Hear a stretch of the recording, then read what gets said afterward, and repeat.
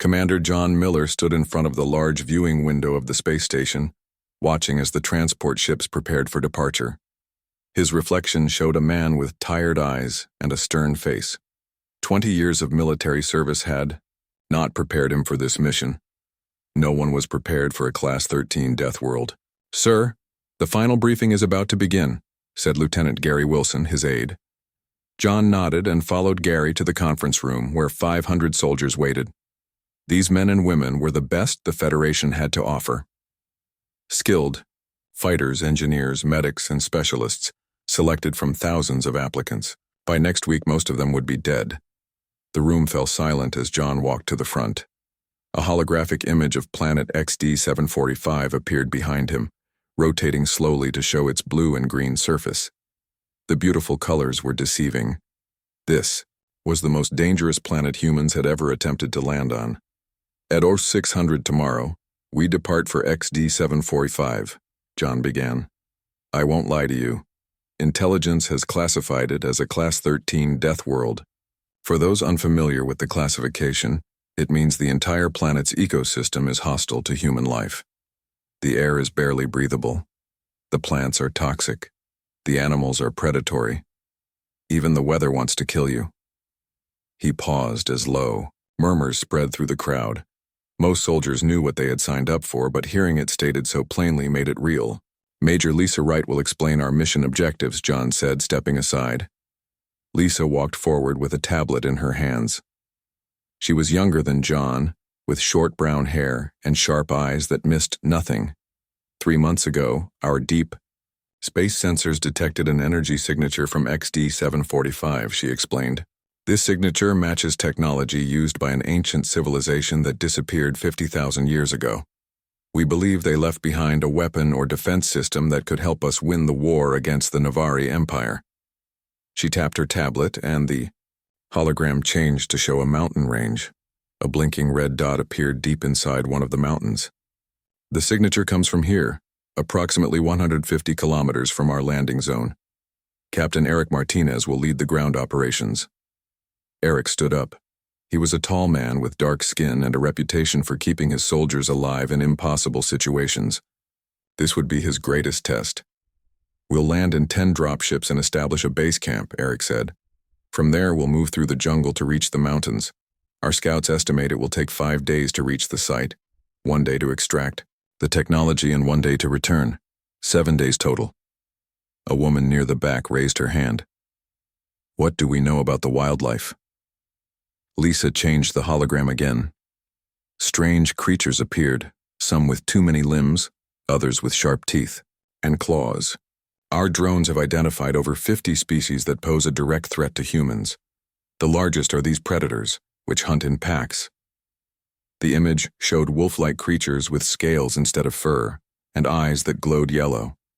Several soldiers shifted uncomfortably in their seats. "There's more," Lisa continued. "The plant life is also dangerous. Many species are carnivorous or release toxic spores. The trees have a defense mechanism that makes their bark harder than steel when threatened." John stepped forward again. "This mission is volunteer only.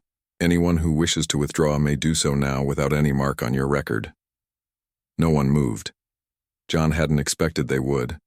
These soldiers were the bravest in the Federation. They had all lost friends or family to the Navari. They would risk everything for a chance to end the war. "Get some rest," John said. "Tomorrow we make history." After the briefing, John went to his quarters. The small room was bare except for a bed and a desk. On the desk was a photo of his wife and daughter. He picked it up and sat down heavily. On the bed, "I might not come back from this one," he whispered to the photo. A knock on his door interrupted his thoughts. It was Dr. Paul Green, the mission's lead scientist. "Commander, may I speak with you?" Paul asked. He was a thin man with glasses and nervous hands that never stopped moving. "Come in, Doctor." Paul entered and closed the door. "I've been analyzing the latest data from the planet. There's something strange about it. The ecosystem shouldn't work the way it does." "What do you mean?" "The species are too coordinated. In normal evolution, predators and prey develop in a balanced system. But on XD-745, everything seems designed to protect something. John frowned. Protect what? I don't know. But I think we're not just facing random hostile wildlife. It's as if the entire planet is a single organism with a purpose.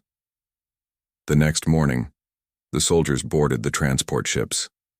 Each person carried specialized equipment and weapons designed for the mission. Their combat suits were the most advanced ever created, with armor that could withstand acid, fire, and most creature attacks. John watched from the command deck of the main ship as they left the space station. Next to him, Colonel Frank Davis, prepared to oversee the orbital operations. Do you think we'll find what we're looking for? Frank asked. I hope so, John replied. Otherwise, we're sending these people to die for nothing. The journey to XD-745 took 3 days. As they approached the planet, the sensors began detecting strange energy patterns in the atmosphere. Electrical storms, the pilot explained. They form and dissipate rapidly. We'll need to time our descent carefully. John called Eric to the bridge.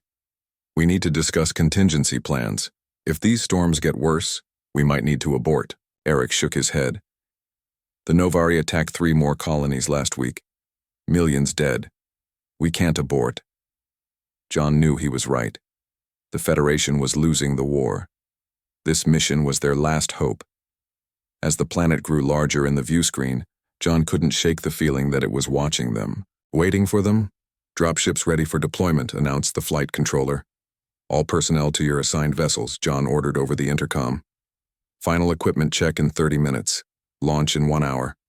Eric put on his helmet and saluted John. See you in 7 days, Commander. Good hunting, Captain. As the dropships prepared to launch, Dr. Green rushed onto the bridge. Commander, I found something important in the data. But it was too late. The dropships had already begun their descent toward the planet's surface. John watched as they disappeared into the swirling clouds below, carrying 500 brave souls to a world that was about to teach humanity the meaning of fear. The dropships shook violently as they entered the atmosphere of XD-745. Private Amy Rodriguez gripped her harness tightly, trying to stay calm. This was her first major mission, and the rumbling of the ship as it fought against the electrical storms made her stomach turn. Hold on, shouted the pilot as another lightning bolt struck nearby. This is going to be rough.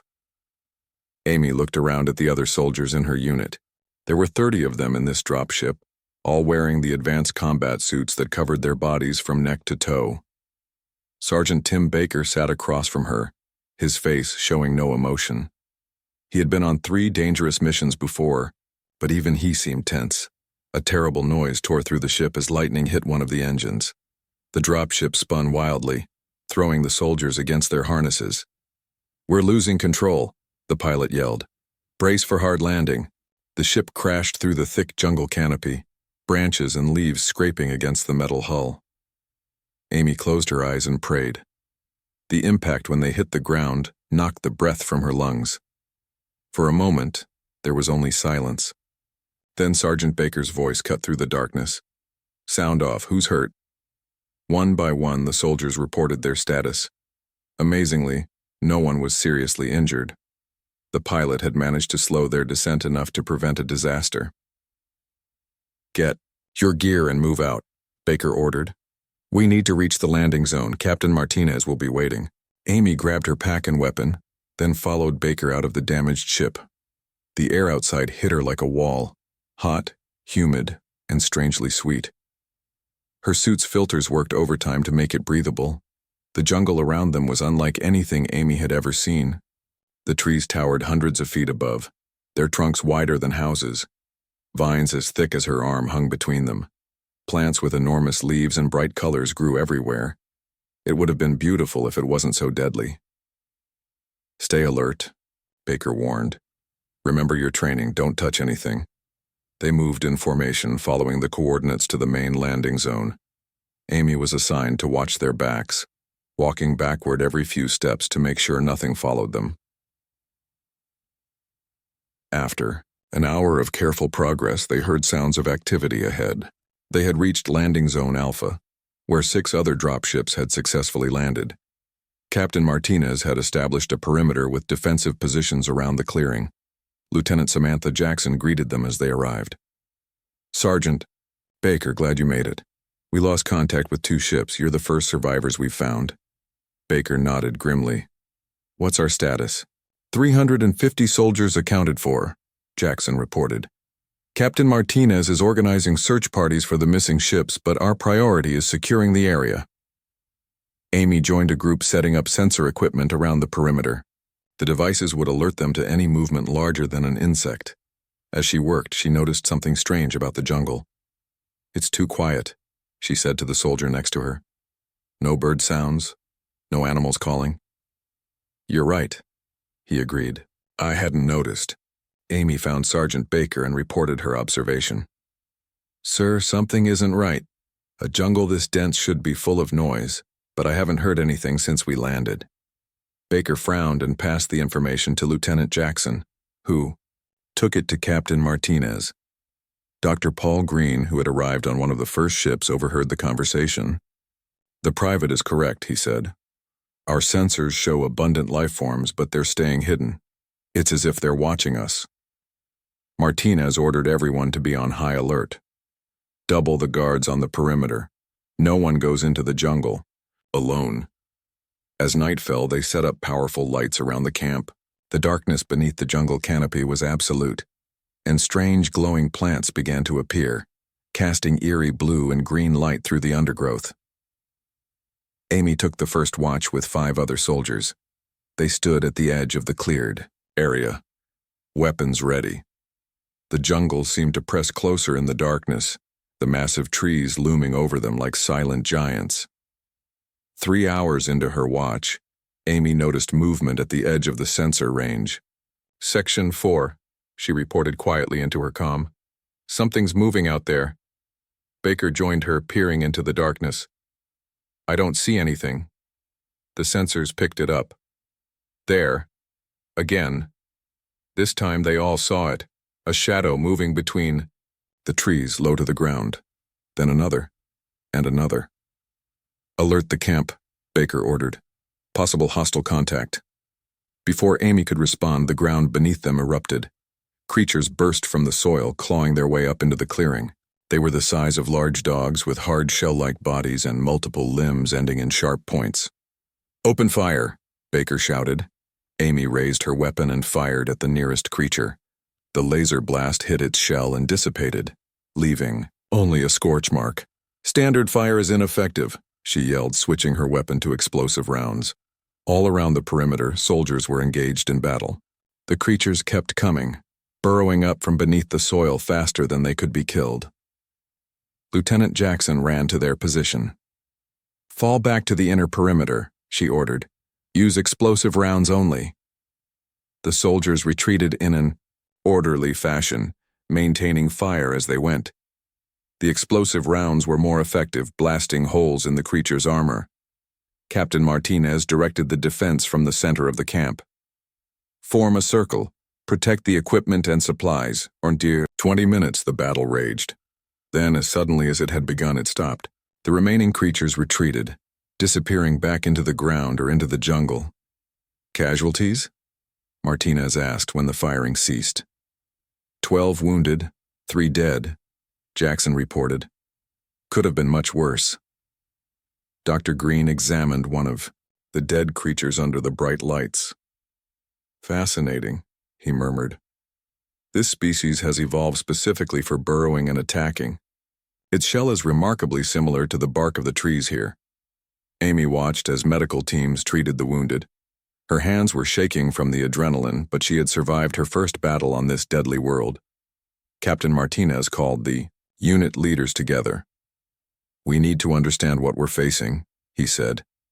"Dr. Green, what can you tell us?" The scientist looked troubled. "I've been analyzing soil and plant samples since we landed. There's something unusual about the biological structure of everything on this planet. The DNA, if you can call it that, shares certain patterns across all species." "What does that mean?" Baker asked. "It means they're connected somehow. The plants, the animals, even these burrowing creatures, they might be part of a single system, Like cells in a body, Martinez frowned. Are you saying the whole planet is alive? Not exactly, Green replied. But the ecosystem appears to function as a single organism, with all life forms sharing a neural network through the planet's fungal root system. We're not fighting individual creatures, we're fighting an entire planet. A heavy silence fell over the group as they considered the implications. We still have a mission, Martinez said finally. Tomorrow we move toward the mountains. Whatever is waiting for us there, we need to be ready. Amy returned to her position, looking out at the dark jungle with new understanding. The planet wasn't just dangerous, it was aware of them, and it had only begun to fight back. Dawn broke over the jungle of XD 745, casting strange shadows through the massive trees.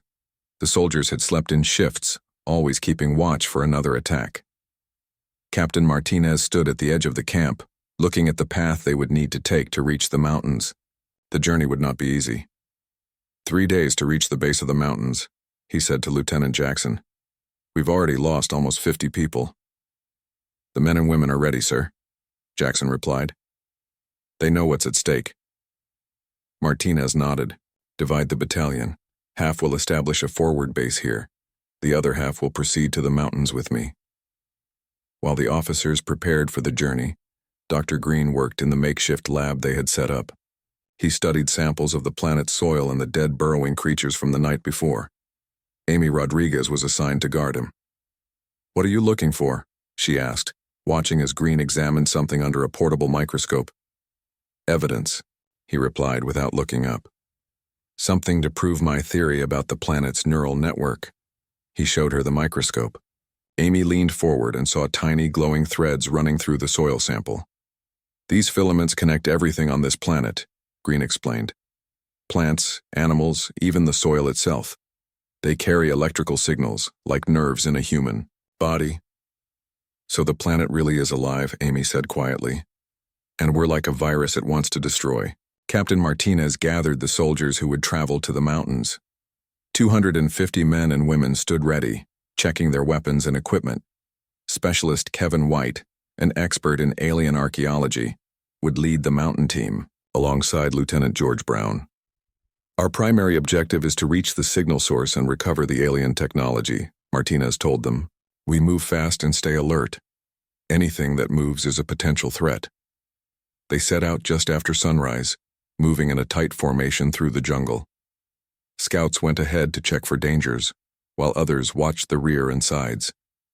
Amy was assigned to the middle group, protecting Dr. Green and the other scientists. The jungle seemed to fight against their progress. Vines hung across their path that hadn't been there moments before. Plants released clouds of spores when approached, forcing the soldiers to use their suit filters. The ground itself became muddy and difficult to walk on. The planet is adapting to our presence, Green said as they stopped for a brief rest. It's learning our patterns and creating obstacles. By midday, they had covered only 5 miles. The heat was intense, and the humidity made it hard to breathe even with their suit systems. Water break, Lieutenant Brown ordered. 5 minutes, then we move on. As they rested, Amy noticed something strange about the trees nearby. The bark was shifting, changing color to match the combat suits of the soldiers. Sir, she called to Sergeant Baker. Look at the trees. Baker examined the bark. They're camouflaging, he said with concern. Dr. Green, what does this mean? Before Green could answer, a soldier screamed. A section of bark had detached from a tree and wrapped around his arm. The material was cutting through his suit, seeking the flesh beneath. Get it off him, Baker shouted. 3 soldiers rushed to help, cutting away the bark-like substance with their knives. When they removed it, they found acid burns on the man's arm. It was trying to digest him, Green said, examining the injury. The trees are not just defensive, they're predatory.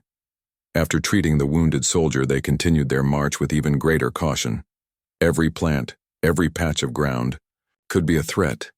They lost 2 more soldiers to similar attacks before reaching a wide river that blocked their path. We need to cross here, Martinez said, consulting his map. The mountains are just beyond that ridge. The river was dark and flowed slowly.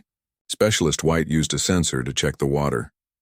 No large life forms detected, he reported, but there's something strange about the chemical composition. Meaning? Martinez asked.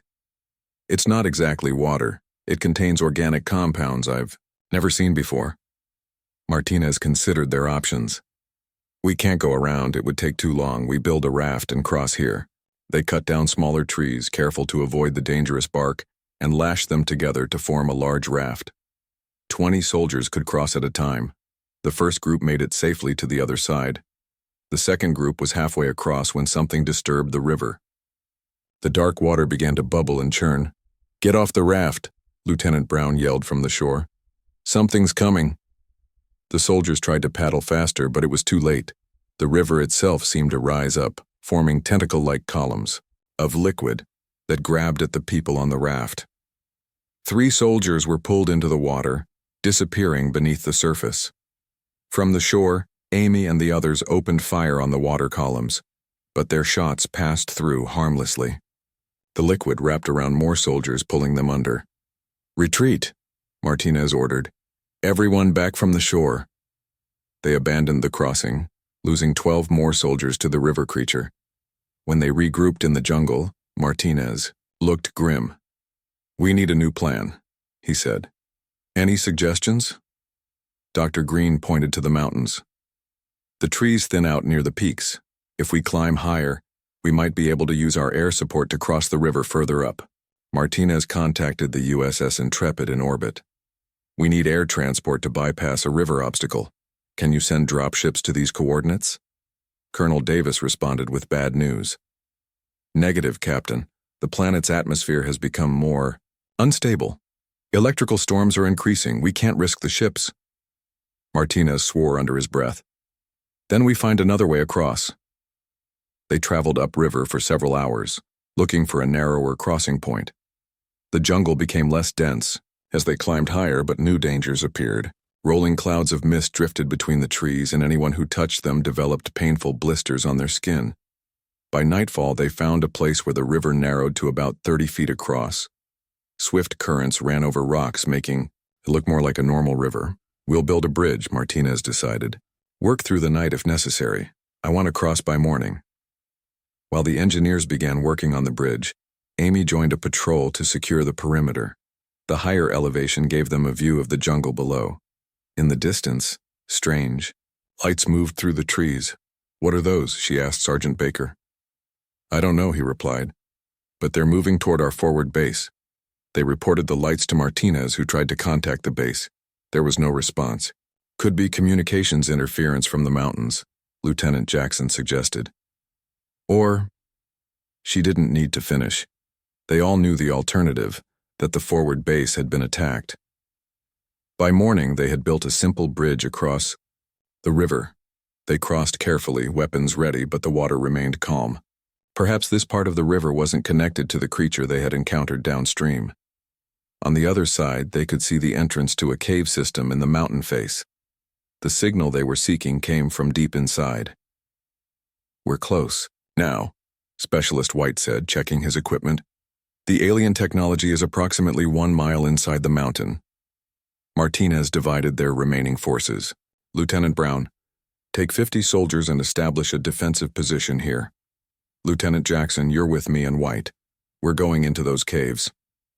As they prepared to enter the mountain, communication with the USS Intrepid suddenly cut off. The last message from Colonel Davis was broken and filled with static. Massive. From the surface, ship systems failing. Evacuate. They were on their own now. No orbital support, no contact with the forward base, and a planet that was actively trying to kill them. But the mission remained. They had to find the alien technology. Amy checked her weapon one last time and followed Captain Martinez into the darkness of the cave. Whatever waited for them inside, she was determined to face it. The cave entrance swallowed them like the mouth of a giant beast. Amy Rodriguez switched on her helmet light and followed Captain Martinez deeper into the mountain. 100 soldiers moved in a line behind them, while Lieutenant Brown and 50 others remained outside to guard their exit. The walls of the cave glittered with strange crystals that reflected their lights in odd ways. The air was cooler here, but carried an unusual smell that reminded Amy of burnt metal. Keep your filters on, Dr. Green warned. There may be toxic spores even inside the mountain. They walked for almost an hour, following the signal that grew, stronger as they descended. The cave system branched in many directions, but Specialist White led them confidently through the maze. The signal is just ahead, White said, checking his device. Around this bend, they entered a vast chamber with a ceiling so high their lights couldn't reach it. In the center stood what they had come for, a structure that was clearly not natural. It was a metal pillar about 20 feet tall, covered in symbols that glowed with a soft blue light. This is it, White whispered with awe. Alien technology, still active after thousands of years. Captain Martinez ordered his soldiers to secure the chamber. Set up a perimeter. Nothing gets in or out without my say. Dr. Green approached the pillar cautiously, scanning it with his equipment. Incredible. It's generating its own power somehow, and these symbols, they're unlike anything we've seen before. White joined him, running his hands just above the surface of the pillar. It seems to be some kind of containment unit. The real technology might be inside. As the scientists examined the alien structure, Amy and the other soldiers watched the many tunnel entrances that led into the chamber. The silence of the cave made Amy nervous. After the constant dangers of the jungle, the quiet felt wrong. "Sir," she said to Sergeant Baker, "something doesn't feel right. It was too easy to get here." Baker nodded. "I was thinking the same thing. Stay alert." They didn't have to wait long. The first sign of trouble came when the lights on their suits began to flicker. Then their communication systems failed. "Energy interference," Dr. Green called out. "The pillar is activating." The blue glow from the symbols grew brighter, pulsing, like a heartbeat. The ground beneath their feet trembled slightly. "What's happening?" Martinez demanded. Before Green could answer, a loud rumbling came from one of the tunnels. Rocks fell from the ceiling as the shaking increased. "Cave in!" someone shouted. But it wasn't a natural collapse. From the tunnel emerged creatures unlike anything they had seen in the jungle. They were humanoid in shape but seemed to be made of the same rock as the cave walls. Their limbs moved with unnatural flexibility, and where faces should have been, they had only smooth stone with glowing cracks like veins. "Open fire," Martinez ordered. The soldiers attacked the rock creatures, but their weapons had little effect. Laser blasts left only small scorch marks, and even explosive rounds merely chipped away pieces that quickly reformed. The creatures surged forward, grabbing soldiers with stone hands. Anyone they touched began to change, their combat suits hardening, fusing with their skin as if turning to stone. "Fall back to the pillar," Martinez shouted over the chaos. Amy fired desperately at a creature approaching her. When her weapon proved useless, she swung it like a club, knocking the creature back. She retreated toward the center of the chamber where Martinez and about 60 remaining soldiers formed a defensive circle around the scientists and the alien pillar. "Dr. Green," Martinez called, "we need answers. What are these things?" Green looked up from his scanner with horror on his face. They're human, or they were. Their DNA is human, but it's been completely rewritten by the same biological structure we found in the jungle." "You mean, these were people, previous explorers who came to this planet. The planet absorbed them and repurposed them, just like it's trying to do to us now." The implications were terrifying. The planet wasn't just defending itself. It was converting intruders into weapons. "How do we stop them?" Martinez asked. White, who had been working on the alien pillar, called out, "Captain, I think I figured something out. This isn't a weapon. It's a containment device. It's holding something inside. Something the ancient aliens were trying to control.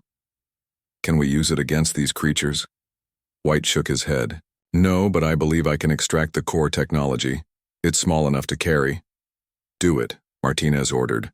"Everyone else defend that pillar." The battle grew more desperate as more rock creatures poured into the chamber from different tunnels. The soldiers fought bravely, but they were outnumbered and their weapons were ineffective.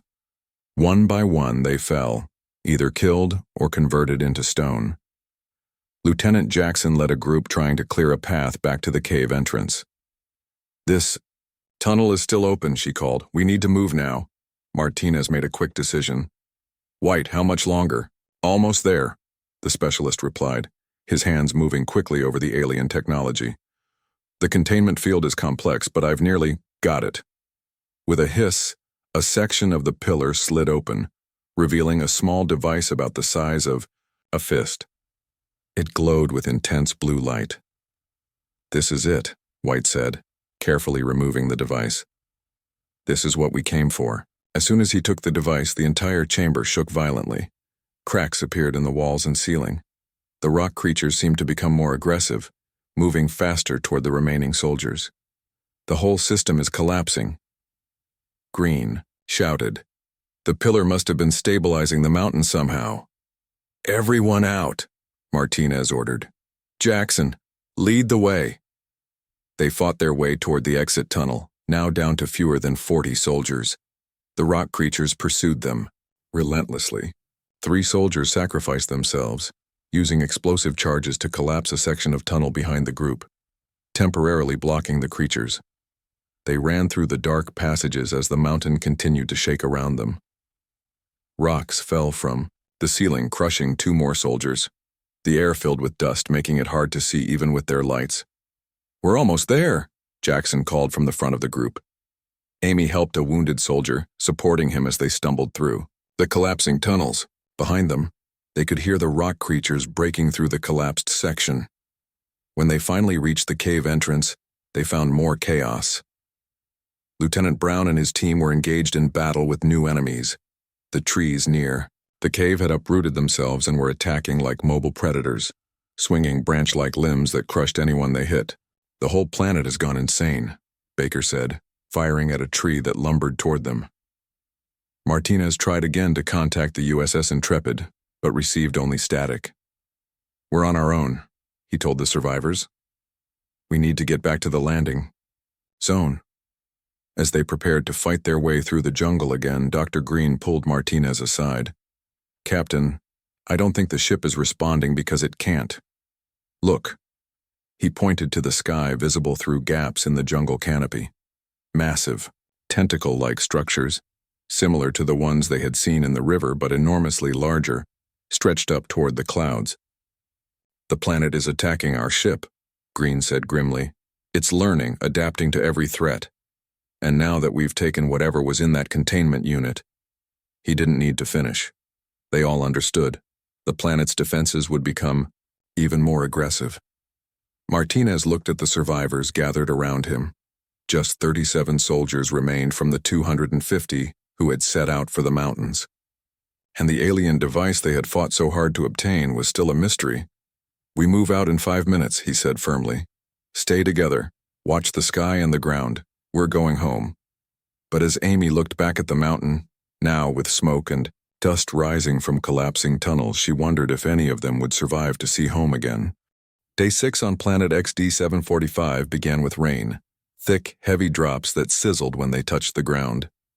The surviving soldiers huddled under a rock overhang near the mountain, watching as the acidic rain burned holes through leaves and branches. Even the weather is trying to kill us, Sergeant Baker said, checking his damaged suit. The battle with the rock creatures had left most of their equipment in poor condition. Captain Martinez examined their situation. 37 soldiers remained, alive. Many were injured. They had limited ammunition, failing communications, and 15 miles of hostile jungle between them and the landing zone. And somewhere above them, the USS Intrepid was fighting its own battle against the planet's massive tentacles. We need to contact the ship, Martinez said. Dr. Green, can you boost our signal? Green shook his head. Not without proper equipment, but there might be another way. He pointed to the alien device they had taken from the pillar. This technology is incredibly powerful. If I can understand how it works, we might be able to use it to cut through the interference. How long? Martinez asked. Hours, maybe days. I've never seen anything like this before. Martinez frowned.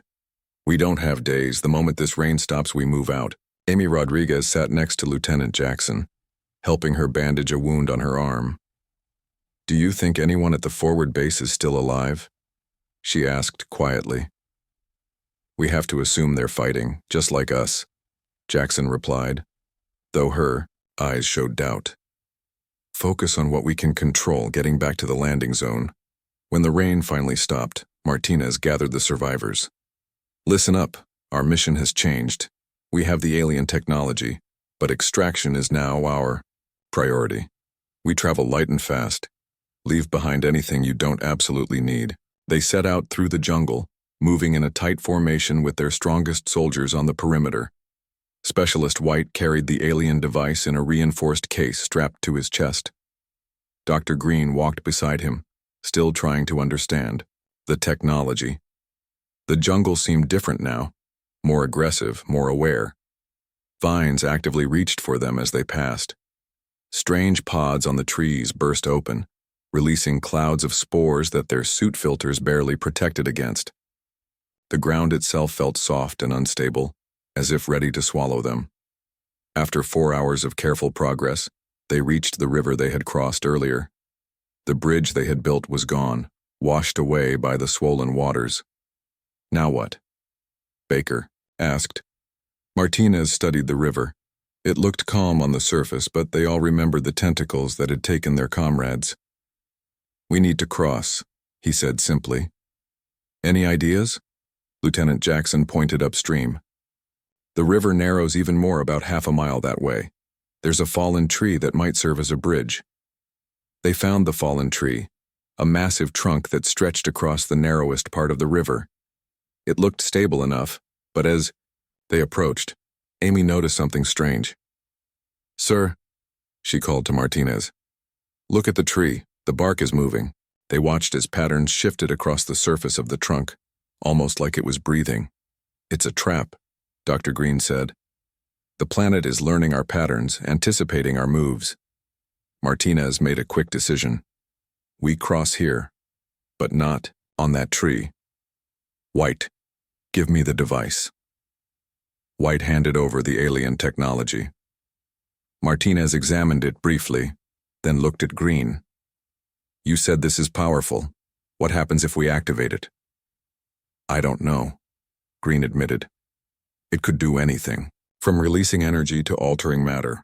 It's too alien to predict. We're out of options, Martinez said. He held the device toward the river. How do I turn it on? Green reluctantly showed him how to activate the device based on what they had learned so far. Martinez pointed it at the river and pressed the sequence of symbols Green indicated. The effect was immediate and shocking. A beam of intense blue light shot from the device into the water. Where it touched, the river froze solid, not as ice, but as if time itself had stopped, the water becoming a glass-like substance. It worked, someone shouted. Martinez swept the beam across the river, creating a solid path about 10 feet wide. Move! Now, I don't know how long this will last. They rushed across the frozen section of river, the surface hard as stone beneath their boots. As the last soldier reached the other side, the effect began to wear off, the river returning to liquid form with a roar of released energy. That was incredible, White said, staring at the device with new respect. It temporarily altered the molecular structure of the water. Save the science for later, Martinez said, returning the device to White. We need to keep moving. But their use of the alien technology had not gone unnoticed. The planet's response was swift and terrible. The ground began to shake. Trees fell around them, and from the jungle emerged new enemies, creatures that combined features of everything they had faced before. They had the burrowing ability of the first attackers, the fluid movement of the river tentacles, and the humanoid shape of the rock creatures. Run, Martinez ordered. Don't engage unless absolutely necessary. They fled through the jungle as the hybrid creatures pursued them. Several soldiers fired backwards as they ran, but their weapons had little effect. 3 more people fell before they managed to put some distance between themselves and the creatures. After running for nearly an hour, they stopped to catch their breath in a small clearing. Their number had dwindled to 29. We can't keep this up, Jackson said, breathing hard. We need a new strategy. Martinez looked grim. Dr. Green, tell me honestly, can this device get us off this planet? Green hesitated. Possibly. If I can fully understand it, it might be able to generate enough power to create a signal our ship could lock onto. But I need time. Time is the one thing we don't have, Martinez replied. Then he made the hardest decision of his career. We split up. Most of us will create a diversion, drawing the planet's attention away from a small team that will take the device to the landing zone. The plan was desperate, but no one argued. They all knew the mission, to get the alien technology back to the Federation, was more important than any of their lives. Who goes with the device, White? Baker asked. Martinez looked at his remaining soldiers and made his choices. Private Rodriguez, you're our best scout. You'll take the device. Dr. Green, we'll go with you to figure out how to use it. Lieutenant Jackson and 3 others will provide protection. Amy stared at the captain in shock. Sir, I'm not qualified for this. None of us were qualified for a Class 13 Deathworld, Martinez said with a grim smile. But you've survived this, long by noticing things others miss. You're our best shot. They spent the next hour preparing. Martinez gave Amy the most direct route to the landing zone, while he planned a much more visible path for the larger group. We'll make as much noise as possible, he told her. Use everything we have left to draw the planet's attention. You, stay quiet and keep moving no matter what you hear. As they prepared to separate, Amy felt the weight of responsibility settling on her shoulders.